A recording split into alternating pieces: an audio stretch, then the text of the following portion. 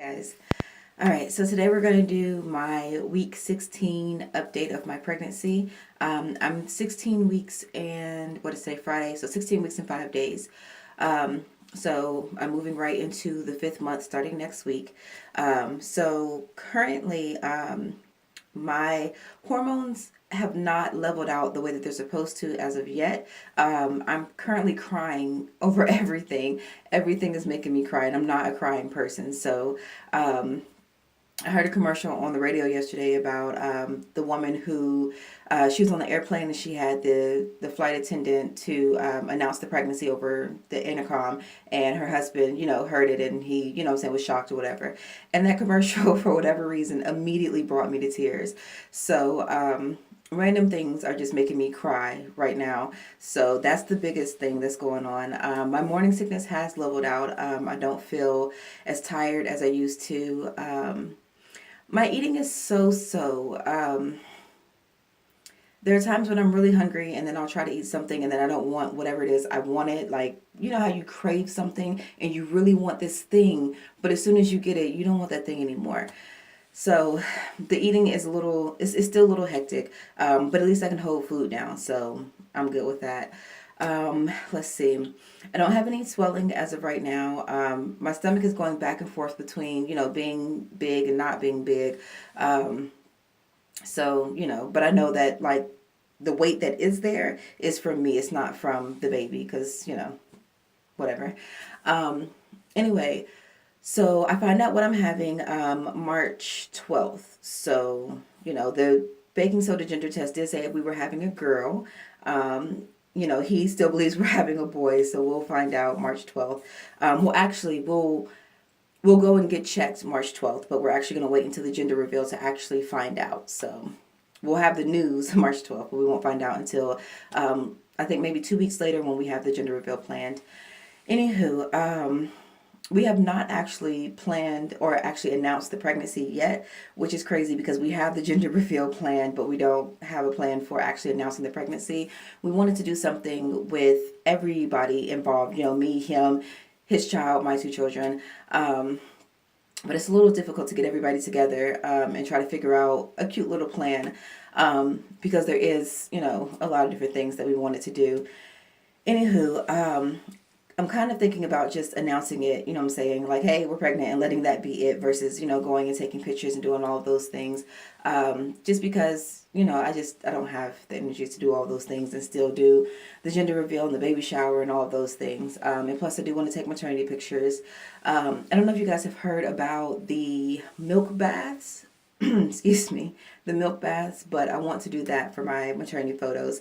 There's also this woman on Facebook who does like these beautiful, like, majestic type pictures. And whenever I think of the word majestic, I always think about a horse, but it's like, it's kind of like fantasy pictures, but they're not necessarily fantasy, but they're really beautiful pictures.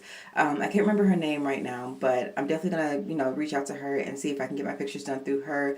As far as like the standing pictures, but I also want to do the milk bath pictures. And my cousin is a great photographer, so I'm going to use him to do my milk bath photos. Excuse me. So other than that, that's pretty much it. Kicks. Everyone asks me if I feel the baby kick now. So before I say this, please remember that every woman is different. Every pregnancy is different. And just because you don't believe something doesn't mean it's not true. So let me say that first. So according to Google, the internet, the baby actually starts moving between 8 and 9 weeks. But you're not supposed to be able to feel that because the baby's so small and yada, yada, yada. Okay, I've been feeling my baby move since 10 weeks. Now, when I tell people that, they're like, no, you haven't. That's just gas bubbles. You don't know what you're feeling, yada, yada, yada. That's just butterflies. That's just indigestion. They have all of these things for what this is. However, this is my third pregnancy. So I'm not confused on what this feeling is or anything like that. Like, I know that I can feel my baby kick. Now, the kicks that I'm feeling now are a lot harder than the kicks that I was feeling earlier on. So I'd say between like 10 to maybe 10 to 13 weeks, they were like little kicks that I would feel multiple times throughout the day. Now the kicks are a lot heavier kicks but they're not as frequent as the ones before. So I don't know if the baby's just moving around, in there trying to find a place to, do whatever. But like I'll feel it kick on one side, and then like maybe a couple hours later, he or she'll kick on the other side, But earlier on, it would be like 2 or 3 kicks on one side, and then maybe a couple kicks later on the other side. Anyway, it's difficult to explain because, again, most people don't believe you when you say you feel your baby kick at 10 weeks, but it's possible. And especially if you are not a first time mother and you know what you're looking for and your body, you know, is set up for you to be able to feel that. So, and every baby is different. So I might just have a large baby or a very active baby or whatever the situation is. Anywho, that's about it. We mentioned food and kicks and things of that nature. Water intake. I am not getting enough water intake. I know that because I've been having Braxton Hicks contractions. And at 16 weeks, they say, it's normal to have Braxton Hicks contractions in your second and third trimester. However, I was having a lot of them. And they say if you have 6 of them within 1 hour, whether it's painful or not, you need to go to the hospital, and let your doctor know and all those things.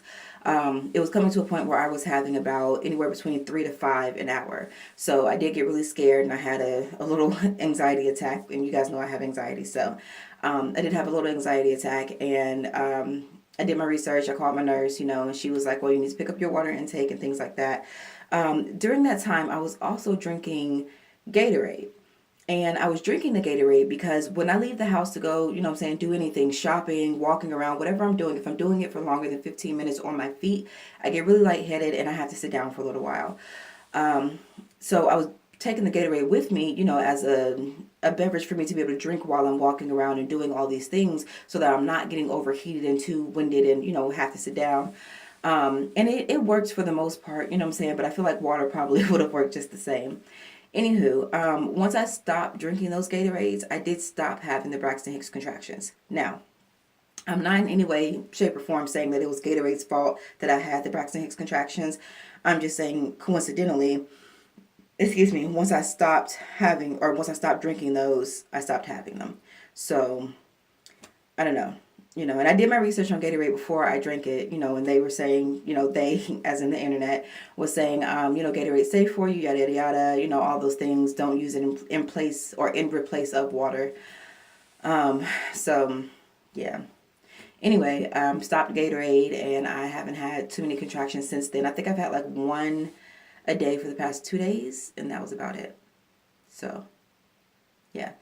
Anywho, that's about it. I don't think I have any more updates for you guys as of yet, but once I do, I'll come back and talk to you guys. Thanks. Have a great day.